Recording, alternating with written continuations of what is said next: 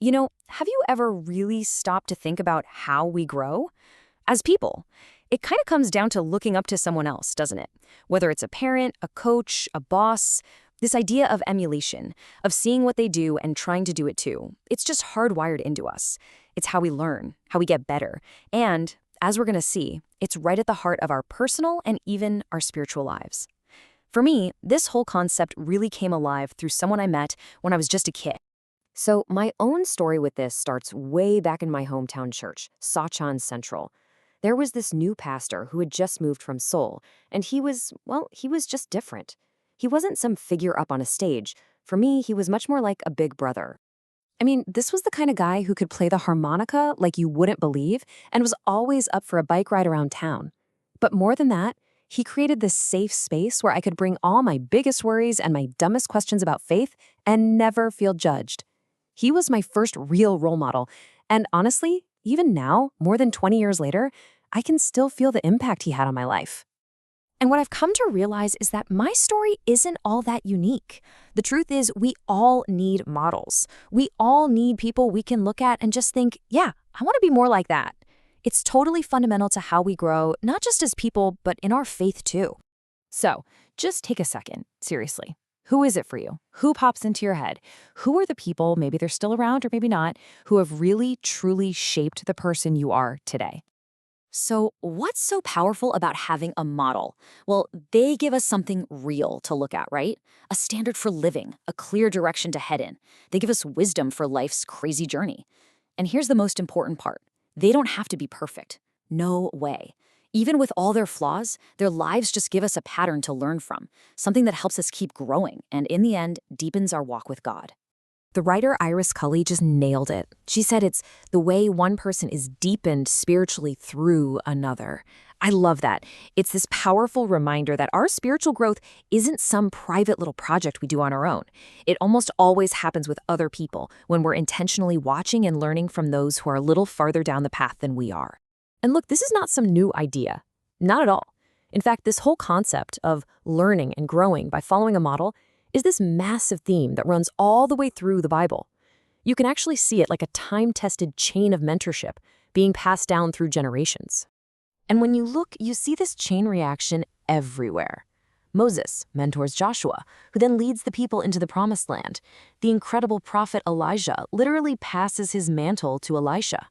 Of course, Jesus modeled a completely new way of life for his disciples, which totally transformed people like the Apostle Paul. And then what does Paul do? He turns around and becomes a kind of spiritual father and model for a young guy named Timothy. See the pattern? Each one learned by following, and then they became a model for someone else to follow. The Apostle Paul just comes right out and says it with total clarity. Follow my example as I follow the example of Christ.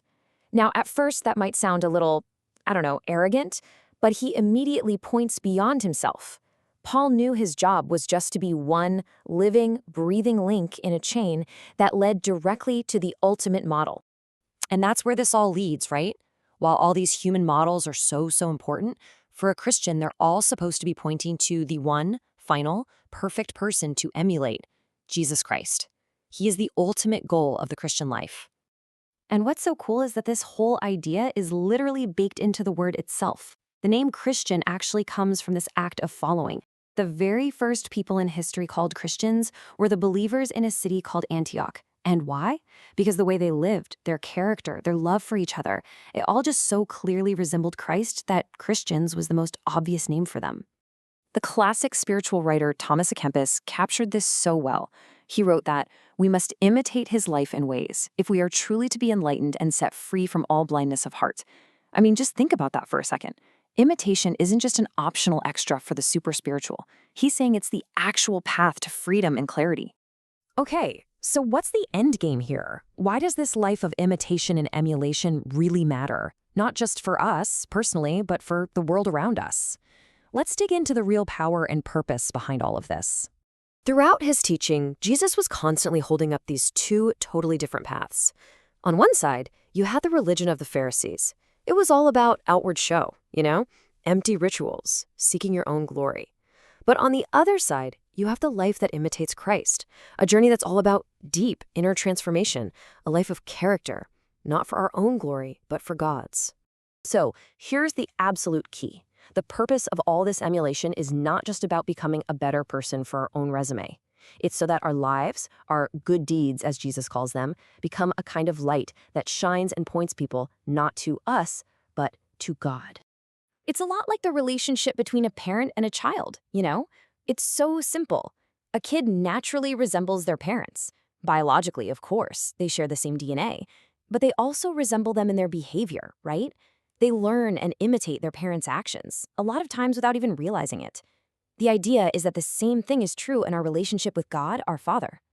This whole idea hits its absolute peak with this stunning, mind-blowing declaration from Paul in Galatians.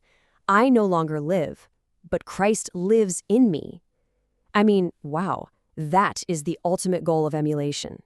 It's a life that's been so transformed that your own identity, your actions, your desires, they all become a vessel for His life. And the real power in this whole process, you don't always see it day to day. It's when you commit to following good models, and then one day, maybe years later, you just look back over the journey, you look back and you realize just how much you've changed, how much you're becoming more and more like the person you've been following all along. Which leads us to one last and maybe the most critical question. We've spent all this time talking about who we follow. But as we follow, whether we realize it or not, we're also leading.